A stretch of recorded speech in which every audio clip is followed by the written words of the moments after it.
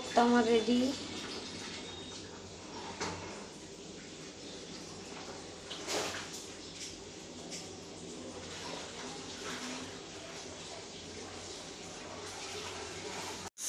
আজকে বানাবো পনিরের কোপ্তা।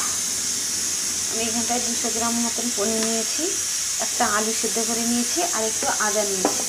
এই পনির, আলু আর আদা একসঙ্গে ঘষে নেব। এখানে আমি ঘষে নিয়েছি।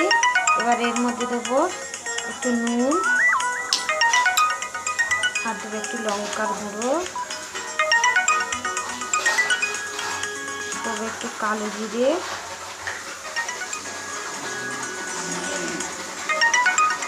দেবো একটু জিরের গুঁড়ো,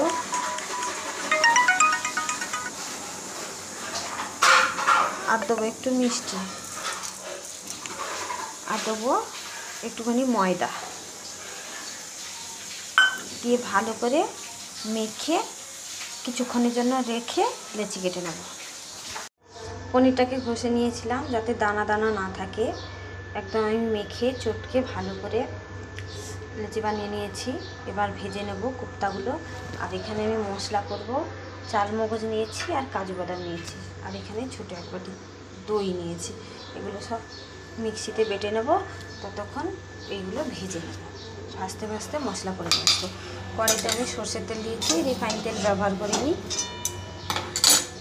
আপনারা চাইলে রিফাইন তেল দিতে পারেন। এবার আমি কোপ্তাগুলো ভেজে নেব। গ্যাস কমিয়ে আস্তে আস্তে করে ভেজে নেব।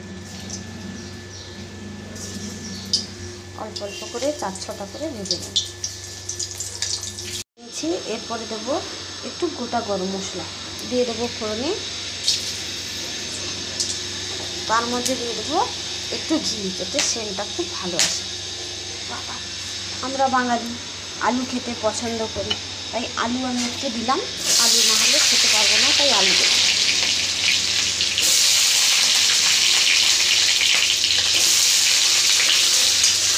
আলুটা যে যার ইচ্ছা দিলে দেবে, না দিলে না দেবে। আর এখানটায় আমি বড়ার মধ্যে যে আলু দিয়েছি, যে বড়া ভাজার মধ্যে আলু দিয়েছি, কারণ বড়াটা নরম হওয়ার জন্য। যেহেতু নরম হয়ে গেছে, সব ফেটে ফেটে বেরিয়ে এসছে।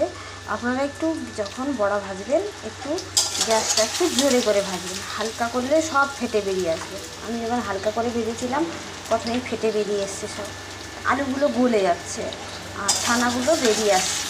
তাই জন্য গ্যাস একটু হাই করে ভাজবেন, সবসময় নাড়বেন। মশলা নিয়েছি লঙ্কার গুঁড়ো, জিরের গুঁড়ো, হলুদ গুঁড়ো, কয়েকটা কাঁচা লঙ্কা, একটু আদা আর একটা তেজপাতা। এবার দিয়ে দেবো সব এর মধ্যে।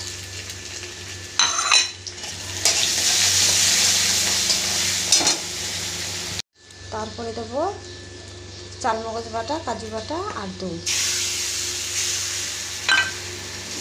দিয়ে একটু নাড়ি, একটু কষিয়ে নেব। এর মধ্যে দেবো সামান্য একটু কাশ্মীরি লঙ্কার গুঁড়ো, যাতে কালারটা সুন্দর আসে।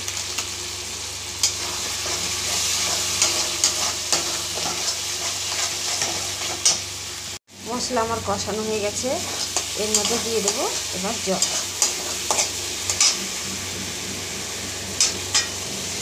যত ভালো মশলা কষবে তত ভালো তরকারির টেস্ট বেরোবে। জল দিয়ে আমার হয়ে গেছে। এর মধ্যে দেবো পরিমাণ মতন নুন আর মিষ্টি। তারপর যখন হয়ে আসবে, একদম যখন হয়ে আসবে, তখন কোপ্তাগুলো দেবো। আগে দিলেই সব গলে যাবে, তাই জন্য নামানোর সময় দেবো। তরকারি আমার প্রায় হয়ে গেছে। এর মধ্যে দিয়ে দেবো বড়াগুলো। একটু ঝোল রেখে দিই, নাহলে বড়াগুলো সব ঝোল টেনে নেবে। নামাতে নামাতেই সব ঝোল টেনে নেবে।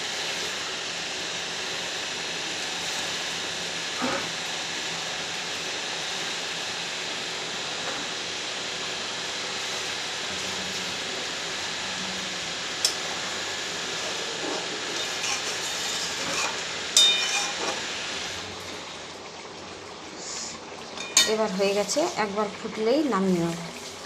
রান্না আমার হয়ে গেছে, নামিয়ে নিয়েছি।